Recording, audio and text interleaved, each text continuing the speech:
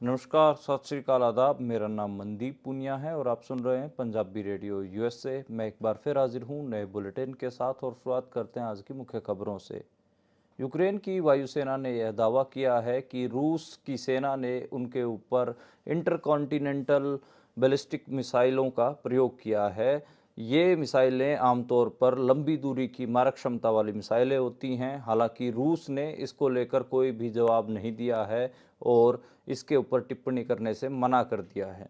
International criminal court ने Israel के प्रधानमंत्री बेंजामिन नेतन्याहू और उनके साबका रक्षा मंत्री के साथ साथ हमास के सैन्य कमांडर मोहम्मद दियफ के खिलाफ गिरफ्तारी वारंट जारी किए हैं।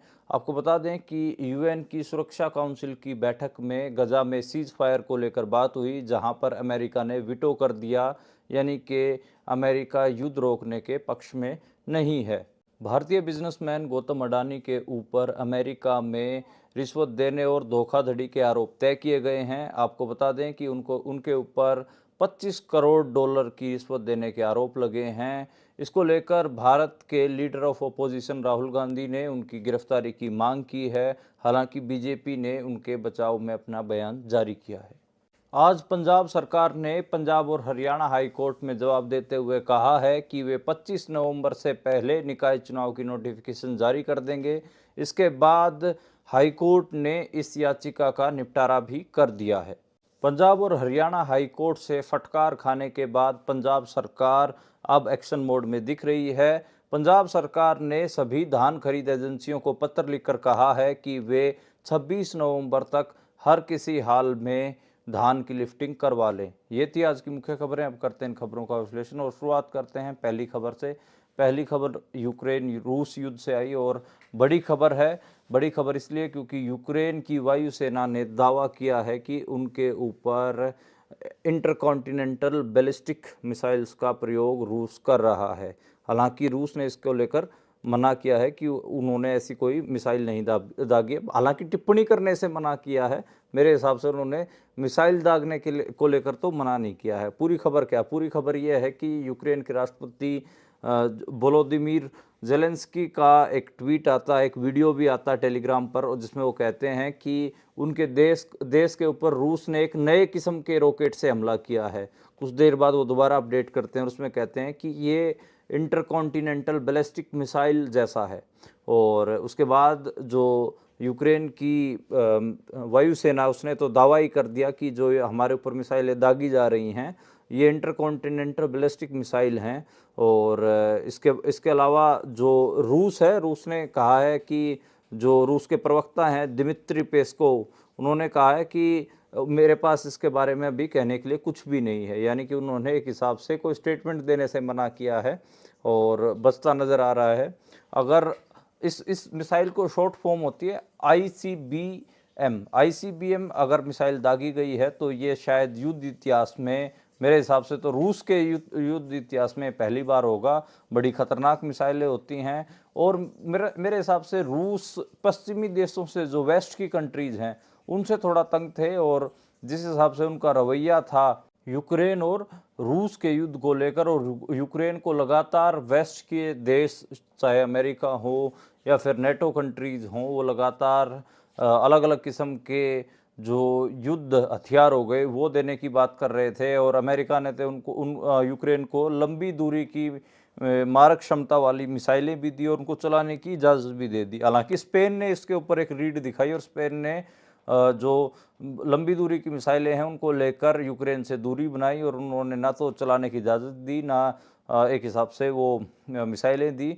जो कल खबर ब्रेक हुई वो काफ़ी इम्पोर्टेंट थी, जिसमें लैंड माइंस जो होती हैं वो अमेरिका ने यूक्रेन को देने की बात कही थी। मेरे हिसाब से उसके बाद ही व्लादिमीर पुतिन की तरफ से, यानी कि रूस की तरफ से, ये स्टेप लिया गया है। काफ़ी गंभीर स्टेप है। और अगर अभी तो यूक्रेन ही इसका दावा कर रहा है, रूस ने इसकी पुष्टि नहीं की है। अगर ये सच में ऐसा है तो शायद अब जो ये युद्ध है ये काफ़ी गंभीर स्तर पर पहुंच सकता है। जहां पर भी ये बैलिस्टिक मिसाइलें गिरती हैं, ये अपना असर छोड़ती हैं, वहां पे काफ़ी बड़ी मात्रा में तबाही देखने को मिलेंगी। अगली खबर की ओर बढ़ते हैं। जो अगली खबर है वो इंटरनेशनल क्रिमिनल कोर्ट से आई। इंटरनेशनल क्रिमिनल कोर्ट ने इजराइल के प्रधानमंत्री बेंजामिन नेतन्याहू, उनके पूर्व रक्षा मंत्री योआव गैलेंट और हमास के सैन्य कमांडर मोहम्मद दियफ के खिलाफ गिरफ्तारी वारंट जारी किए हैं। हालांकि जो गिरफ्तारी वारंट है तो पहले भी जारी किए जा चुके हैं। हमास के जो साबका एक हिसाब से कहें कि जो रहे हैं कमांडर, चाहे इस्माइल हनिया हो या सिनवार हो, उनके खिलाफ भी ये सब गिरफ्तारी वारंट पहले मई में भी जारी किए जा चुके हैं, लेकिन गिरफ्तारी हुई नहीं है। अब ये भी देखना होगा कि इजराइल के जो प्रधानमंत्री हैं बेंजामिन नेतन्याहू और योआव गैलेंट जो कि उनके रक्षा मंत्री रहे हैं, उनकी गिरफ्तारी होती है या नहीं होती है।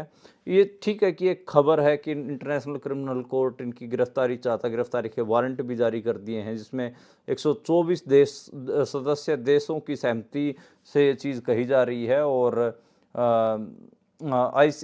आईसीसी यानी कि इंटरनेशनल क्रिमिनल कोर्ट के जज हैं, उन्होंने कहा है कि तीनों पर इजराइल और हमास के बीच युद्ध के दौरान युद्ध और मानवता के खिलाफ कथित अपराधों के जिम्मेदार होने के पर्याप्त आधार हैं। तो एक हिसाब से जो फिलिस्तीन और जो इजराइल का संघर्ष चल रहा है, उसमें इनके मानवता के खिलाफ काम करने के पर्याप्त आधार मानते हुए इंटरनेशनल क्रिमिनल कोर्ट ने इन तीनों के खिलाफ गिरफ्तारी वारंट जारी किया। मेरे को लगता है कि गिरफ्तारी कोई नहीं होनी, ये सिर्फ इंटरनेशनल क्रिमिनल कोर्ट बड़े, मेरे को तो इनको ये लगता है कि जब ये कोई दबता हो रहा होता है उसी को ही दबाते हैं। जब कोई काम टास्क चल रहा है उसमें ये हाथ नहीं डालते, अगर कोई गर्म इशू उसमें ये हाथ डालते नहीं हैं। एक अहम मीटिंग का भी मैं जिक्र करूंगा, जिससे आप थोड़ा जियो पॉलिटिक्स भी आप समझ पाएंगे कि जियो पॉलिटिक्स अब किस तरफ जाएगी।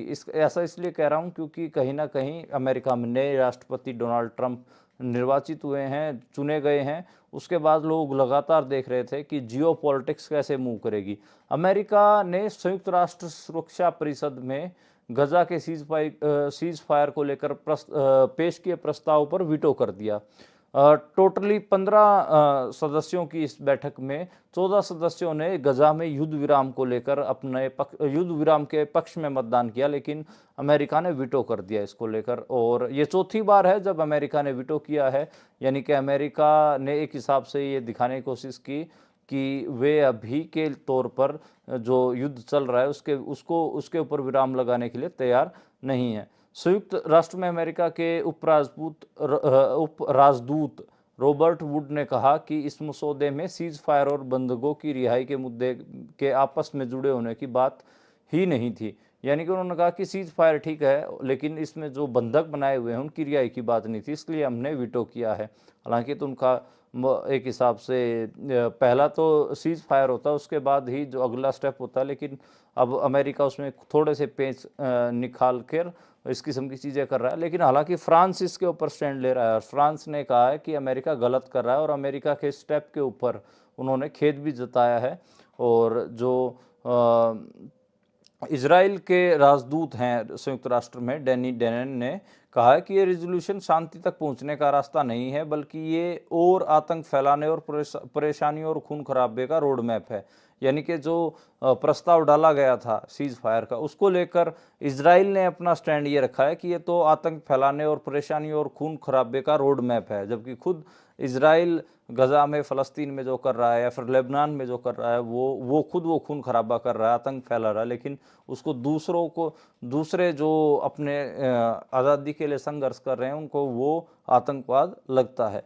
खैर, अगली खबर की ओर बढ़ते हैं। जो अगली खबर है वो पाकिस्तान से आई। पाकिस्तान के खैबर पख्तूनख्वा प्रांत में आदिवासी जिले कुर्रम में यात्री वाहनों के ऊपर गोलीबारी हुई है और उसमें अभी तक 38 लोगों की मौत की पुष्टि हो चुकी है, जिसमें से 6 महिलाएं हैं, 19 लोग घायल हुए हैं। काफ़ी बड़ी मात्रा में एक हिसाब से कहें कि लोगों की मौत हुई है, 38 लोगों की मौत हुई है। सिर्फ 1 घंटा, मैं बुलेटिन कर रहा हूँ, से 1 घंटा पहले ये खबर आई है और अभी तक जो गोलीबारी है उसके कारण नहीं पता लग पाए हैं कि क्यों ये गोलीबारी हुई है और किस वजह से हुई है। अभी तक अस्पताल में 33 जो डेड बॉडीज़ हैं वो पहुंचाई जा चुकी हैं और बहुत शुरुआती जानकारियां आ रही हैं। तो अब ये कल के बुलेटिन में ज़रूर अपडेट करूंगा कि खैबर पख्तूनख्वा में जो आदिवासी ज़िला है कुर्रम, वहाँ पर किस वजह से 38 लोगों की मौत हुई, किस वजह से यात्रियों से भरी इस बस के ऊपर फायरिंग हुई और किन लोगों ने की, तो ये कल के बुलेटिन में मैं ज़रूर अपडेट करूंगा। आज की अगर मैं कहूँ तो सबसे बड़ी खबर के ऊपर हम अब चलते हैं, वो है गौतम अडानी के बारे में। सारी दुनिया में और भारत में तो खासकर ये खबर ट्रेंडिंग में रही। खबर क्या है? खबर है गौतम अडानी के ऊपर अमेरिका में रिश्वत देने और धोखाधड़ी के आरोप तय किए गए हैं। गौतम अडानी भारत के बिजनेसमैन और नरेंद्र मोदी के चहेते दोस्त। अच्छा, अब ये जो पूरा मामला है 25 करोड़ डॉलर की रिश्वत का, और ये एक कंपनी को कॉन्ट्रैक्ट दिलाने के लिए भारतीय वरिष्ठ अधिकारियों को कहीं ना कहीं ये रिश्वत पेश की गई थी। जो अमेरिकी अभियोजकों ने आरोप लगाया है कि अदानी और उनकी कंपनी के अन्य वरिष्ठ अधिकारियों ने अपनी रिन्यूएबल एनर्जी कंपनी को कॉन्ट्रैक्ट दिलाने के लिए भारत के अधिकारियों को भुगतान करने पर सहमति जताई थी, यानी कि रिश्वत देने के ऊपर सहमति जताई थी। इस कॉन्ट्रैक्ट से कंपनी को आने वाले 20 सालों में 2 अरब डॉलर से अधिक का मुनाफा होने की उम्मीद थी, और 2 अरब डॉलर मुनाफा कमाने के लिए अडानी ने कॉन्ट्रैक्ट एक हिसाब से हासिल करने के लिए भारत के बड़े अधिकारियों को 25 करोड़ डॉलर की राशि देना मुफीद समझा। तकरीबन ये तकरीबन 2000 करोड़ रुपए हो जाते हैं अगर इंडियन करेंसी में हम बात करें। 25 करोड़ डॉलर तकरीबन 2000 करोड़ रुपए हो गए हैं। तो 2000 करोड़ रुपए की रिश्वत के ऊपर सहमति हुई, और जिसको लेकर अमेरिकी एजेंसीज दावा कर रही हैं कि उनके पास जो टेलीफोनिक सबूत हैं वो भी मौजूद हैं, जिसमें और एक जगह पे तो अमेरिकी एजेंसियों ने ये तक भी दावा किया है कि कुछ अधिकारियों से गौतम अडानी पर्सनली भी जाके मिले हैं। तो ये एक पूरा ऐसा मामला है जिसको लेकर आज पूरी दुनिया में इस खबर का बोलबाला रहा, भारत में भी ये छाई रही। लेकिन अडानी ग्रुप ने अमेरिका के आरोपों को खारिज कर दिया है। अडानी ग्रुप के प्रवक्ता ने कहा है कि अमेरिकी न्याय मंत्रालय और सिक्योरिटीज एंड एक्सचेंज कमीशन ने अडानी ग्रीन के निर्देशकों पर जो आरोप लगाए हैं वो आधारहीन है और हम उनको खारिज करते हैं। तो एक हिसाब से खारिज कर दिया है। इसके अलावा उन्होंने कहा है कि हम जितने भी जरूरी इसमें कानूनी विकल्प हैं वो सब हम तलाशेंगे और उसके साथ अपना मजबूती से अपना पक्ष रखेंगे। उन्होंने कहा कि जो अडानी ग्रुप है वो पारदर्शिता के उच्च मानदंडों का पालन करता है। हालांकि कौन सी पारदर्शिता का पालन करता है वो हम सबको पता है। नरेंद्र मोदी के साथ उनके कैसे संबंध है और कैसे उनको कितने बड़े बड़े कॉन्ट्रैक्ट मिल जाते हैं, उसकी ये बातें सब छुपी हुई नहीं हैं। खैर, इसका असर ग्लोबली भी देखा गया, और कीनिया सरकार ने आज अडानी ग्रुप के साथ किए गए समझौतों को भी रद्द कर दिया है। उन्होंने घोषणा की है ओपनली कि जैसे ही अमेरिका में उनके ऊपर 2000 करोड़ की रिश्वत के आरोप तय हुए, वैसे ही कीनियन गवर्नमेंट ने बिजली ट्रांसमिशन और एयरपोर्ट विस्तार जैसे बड़े प्रोजेक्टों में जो गौतम अडानी की कंपनी के को जो टेंडर वगैरह दे रखे थे या काम दे रखा था उसके ऊपर एक हिसाब से बंद, उनका काम है वो बंद कर दिया। और यहाँ तक नहीं, उनके ऊपर 8 लोग जो गौतम अडानी समेत 8 लोगों के ऊपर अरबों रुपए की धोखाधड़ी के आरोप लगने के बाद ये सब हुआ है। तो कीनियन गवर्नमेंट ने अपना रूट लिया है। राष्ट्रपति विलियम रूटो ने संसद में अपने भाषण में कहा, हमारी सरकार पारदर्शिता और ईमानदारी के सिद्धांतों पर काम करती है और ऐसे समझौतों को मंजूरी नहीं देगी जो देश की छवि और हितों के खिलाफ हों। तो अडानी को एक हिसाब से करप्ट डिक्लेयर करके कीनियन गवर्नमेंट ने उनके सारे कॉन्ट्रैक्ट खारिज कर दिए हैं। आज जो गौतम अडानी वाला मामला था इसका असर शेयर मार्केट के ऊपर भी दिखा, और शेयर मार्केट में जो अडानी की कंपनी है अदानी एनर्जी, उसके शेयरों में भारी गिरावट देखी गई। तकरीबन 20% की गिरावट थी। और अडानी ग्रुप की दूसरी कंपनियों के शेयर भी गिरे हैं। अडानी एंटरप्राइजेज के शेयर 22% गिरे हैं, और इसके अलावा अदानी ग्रीन एनर्जी के 18% शेयर गिरे हैं। अदानी पोर्ट्स के शेयर 13.35% गिरे हैं। तो एक हिसाब से हर शेयर जितनी भी उनके शेयर हैं सब में गिरावट देखी गई है। इसके अलावा जो अदानी है, गौतम अदानी है, उनके ऊपर आरोप तय किए जाने के बाद भारत की जो संसद है उसके लीडर ऑफ अपोजिशन है राहुल गांधी, उन्होंने भी गौतम अडानी की गिरफ्तारी की मांग की है। आज राहुल गांधी ने कहा है कि अब पूरी तरह से स्पष्ट है कि अदानी ने अमेरिका और भारत दोनों की जगह के कानून तोड़े हैं। राहुल गांधी ने बयान देते हुए कहा है कि मुझे हैरानी है कि अदानी अभी भी कैसे इस देश में खुलेआम घूम रहे हैं जबकि मुख्यमंत्रियों को गिरफ्तार किया जा रहा है। अदानी पर कोई जांच नहीं हो रही। हम यह मुद्दा लगातार उठा रहे थे। हम जो कह रहे थे कि ये उसी की ओर इशारा करता है कि प्रधानमंत्री अदानी के साथ मिले हुए हैं, वो अदानी को सुरक्षा कर रहे हैं। नरेंद्र मोदी ने एक नारा दिया है, एक हैं तो सेफ हैं। हिंदुस्तान में अदानी और मोदी जी एक हैं तो सेफ हैं, यहाँ उनका कोई कुछ नहीं कर सकता। तो राहुल गांधी ने नरेंद्र मोदी और अदानी को की जो फ्रेंडशिप है उसके ऊपर उसको लेकर भी टारगेट किया और कहा कि जो अगर ये दोनों एक हैं तो दोनों सेफ हैं।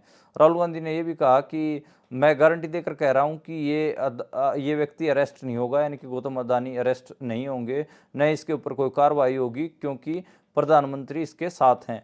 तो एक हिसाब से उन्होंने कहा कि नरेंद्र मोदी अदानी के साथ खड़े हैं, इसलिए उसकी ना तो गिरफ्तारी होगी न उनका अरेस्ट होगा। आपको बता दें कि जो राहुल गांधी हैं वो पिछले कई साल से हम देख रहे हैं कि भारतीय संसद में भी उन्होंने एक गौतम अडानी और नरेंद्र मोदी की फ़ोटो ऐसे करके दिखा दी थी। लगातार वो अडानी के ऊपर हमलावर हैं। यहाँ तक कि जो इंडियन शेयर मार्केट है उसकी जो रेगुलेटर है सेबी, उसकी चीफ माधवी बूच के खिलाफ भी उन्होंने एक बड़ा खुलासा किया था। उनकी पार्टी ने, कांग्रेस पार्टी के प्रवक्ता पवन खेड़ा ने बड़े खुलासे किए और राहुल गांधी ने भी उन खुलासों को एम्पलीफाई किया था और लगातार अडानी के ऊपर इस किस्म के आरोप वो लगा रहे हैं। और माधवी बूच का मुद्दा भी आज राहुल गांधी ने उठाया कि अमेरिका में तो उनके मामलों को लेकर जांच हो जाएगी, लेकिन इंडिया में जांच इसलिए नहीं होगी क्योंकि खुद जिनको जांच करनी है वो खुद अडानी से एक हिसाब से फायदे ले रहे हैं। और उन्होंने माधवी बूच की ओर इशारा भी किया। हालांकि एक चीज और देखने को मिली, आरोप तय हुए हैं अमेरिका में, लेकिन बीजेपी उनका बचाव कर रही है गौतम अदानी का। और गौतम अदानी को लेकर कहीं ना कहीं जो बीजेपी है, बीजेपी के जो सांसद हैं वो उनको बताते हुए नजर आए। बीजेपी के प्रवक्ता संबित पात्रा ने कहा कि चंद नाम और तरीके उनके पास हैं। उसी तरह से राहुल गांधी लगातार प्रेस कॉन्फ्रेंस करते हैं और नरेंद्र मोदी और बीजेपी पर आक्षेप लगाने की कोशिश करते हैं। उन्होंने कहा कि राहुल गांधी लगातार ऐसे कर रहे हैं। वो 2019 में रफाल का मुद्दा उठा लाए थे, फिर कोविड के टाइम पे वैक्सीन का मुद्दा उठा लाए थे। ये राहुल गांधी का तरीका है भारत और इसे बचाने वालों पर हमला करने का। तो एक हिसाब से उन्होंने गौतम अडानी को भारत को बचाने वाला बता दिया और कहा है कि राहुल गांधी उनके ऊपर हमला कर रहे हैं। तो ये तो मैं तो इस चीज़ से बिल्कुल भी सहमत नहीं हूँ। तो एक बहुत ख़राब स्टेटमेंट बीजेपी के प्रवक्ता की तरफ से आई है। तो खैर हम सबको पता है कि बीजेपी तो गौतम अडानी को बचाएगी क्योंकि वे नरेंद्र मोदी के दोस्त हैं। अगली खबर की ओर बढ़ते हैं और अगली खबर पंजाब से ही। पंजाब निकाय चुनाव 5 नगर निगम और 43 नगर परिषदों के चुनाव नोटिफाई करने के लिए पंजाब सरकार ने बोल दिया है और कहा है कि 25 नवंबर से पहले वो चुनाव को नोटिफाई कर देंगे। ये मामला आप सबको पता है कि पिटीशन के थ्रू पंजाब और हरियाणा हाई कोर्ट में गया था। वहाँ पर कोर्ट ने जो फैसला है वो सुना दिया था, लेकिन बाद में कंटेम्प्ट ऑफ कोर्ट पंजाब सरकार के खिलाफ डला। सुप्रीम कोर्ट ने भी फैसला सुनाया। खैर अब जुर्माना लगने के बाद और कंटेम्प्ट ऑफ कोर्ट लगने के बाद पंजाब सरकार ने फाइनली हाई कोर्ट के सामने अपना जवाब देते हुए कहा है कि वो 25 नवंबर से पहले जो ये लोकल बॉडीज के चुनाव हैं ये अनाउंस कर देंगे।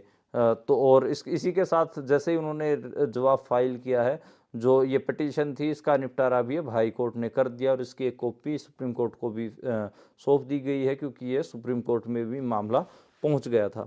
अगली खबर की बात करें तो अगली खबर पंजाबी रैपर शुभ के बारे में है। और शुभ यूएन के ग्लोबल ब्रांड एम्बेसडर बन गए हैं। उनकी लोकप्रियता और फैन फॉलोइंग के आधार के ऊपर यह फैसला लिया गया है और उनको संयुक्त राष्ट्र जलवायु सम्मेलन COP29 का ग्लोबल जो एम्बेसडर चुना गया है। क्लाइमेट एडवाइजरी का ग्लोबल एम्बेसडर उनको बनाया गया है। और इससे पहले भी आपको पता होगा कि जो यूएन के जो ग्लोबल एम्बेसडर होते हैं वो काफ़ी बड़े बड़े स्टार्स होते हैं। उसमें डेविड बेकहम जैसे लोग रह चुके हैं और भी जैसे कोल्ड प्ले रह चुके हैं, BTS, बिली इलिश, लियोनार्डो, और डेविड बेकम, ये ऐसे नाम हैं जो यूएन के ग्लोबल ब्रांड एम्बेसडर रह चुके हैं। और पंजाबियों के लिए मेरे हिसाब से एक हिसाब से मान वाली बात है कि जो शुभ हैं, रैपर शुभ हैं, वो अब यूएन के ग्लोबल क्लाइमेट एम्बेसडर होंगे। अगली खबर की ओर बढ़ते हैं। जो अगली खबर है वो धान लिफ्टिंग को लेकर है, और पंजाब सरकार को जैसे ही हाई कोर्ट से फटकार मिली, वो अब एक्शन मोड में आ गई है। और पंजाब सरकार ने धान खरीद एजेंसियों को लेटर लिख के कहा है कि वे 26 नवंबर तक धान की लिफ्टिंग जल्दी से जल्दी करें। अभी तक हम सबको पता है कि पंजाब की मंडियों में अभी तक 165 लाख टन धान पहुंचा है, जिसमें से 163 लाख टन धान की खरीद हो चुकी है, 141 लाख टन धान की लिफ्टिंग हो चुकी है, 22 लाख टन अभी भी मंडियों में पड़ा हुआ है। और किसान अभी भी इसको लेकर परेशान है, लेकिन 72 घंटे के अंदर अंदर उठान की चेतावनी पंजाब सरकार ने दी है खरीद एजेंसियों को। तो इस हिसाब से अगर 22 लाख टन धान को भी उठा लिया जाएगा 72 घंटे के अंदर, तो किसानों को थोड़ी राहत मिलेगी। हालांकि अभी भी तकरीबन 20 लाख टन की आवक की संभावना और है कि 20 लाख टन धान और पंजाब की मंडियों में आएगा।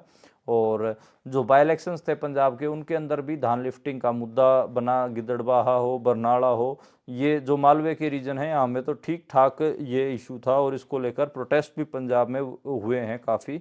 और किसानों को तकरीबन 25 टोल प्लाजों को फ्री भी रखना पड़ा, 6 पक्के मोर्चे चले, और लगभग हर मंडी के अंदर किसानों ने प्रदर्शन करके अपनी धान की खरीद करवाई है। अब धान की लिफ्टिंग 26 नवंबर तक पंजाब सरकार चाह रही है कि हो जाए। तो ये काफ़ी बड़ा मुद्दा रहा है, और पंजाब सरकार और केंद्र सरकार आमने सामने इसके ऊपर रही हैं।